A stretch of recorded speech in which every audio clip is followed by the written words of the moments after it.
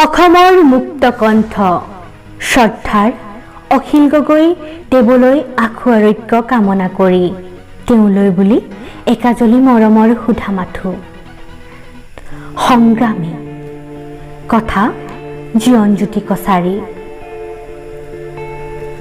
আজি তোলৈ বৰ মনত পৰিছে অ ককাই, তোক বৰ আলৈ আথানি কৰিছে অ।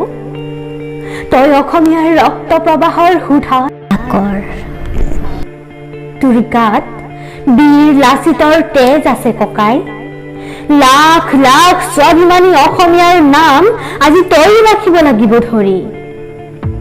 ককাই তই ভাগৰি নপৰিবি, তোক জাতিদ্ৰোহী কুলাংগাৰ কেইটাই তই কাৰাগাৰৰ পৰা ওলাই আহি গণ্ডগোল কৰিবি বুলি ভয়তে ৰাখিছে ধৰি। তোৰ পক্ষত আছে অসমীয়া জাতি,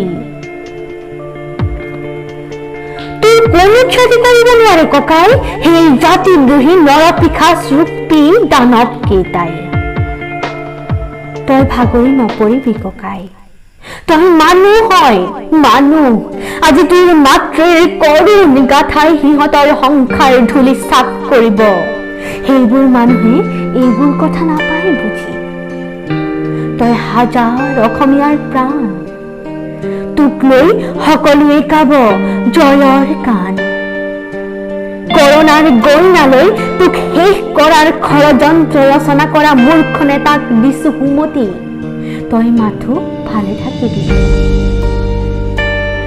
আৰু কিমান বুজি পাঙিব, এদিনটো সিহঁতো ঈশ্বৰৰ ওচৰত হাৰিব। হাজাৰ মানুহৰ প্ৰাৰ্থনা শুনি তোক ঈশ্বৰেও মোৰ দাঙি চাব, কিন্তু সিহঁতৰ ল'ৰা ছোৱালীবোৰক জীৱনৰ প্ৰতিটো পলত বিপদৰ সংকেত দিব। সংগ্ৰামী তই কাৰাগাৰৰ পৰা আহিবি ওলাই, স্বদেশৰ গৰিমাই পেলাব ধুৱাই। ধন্যবাদ।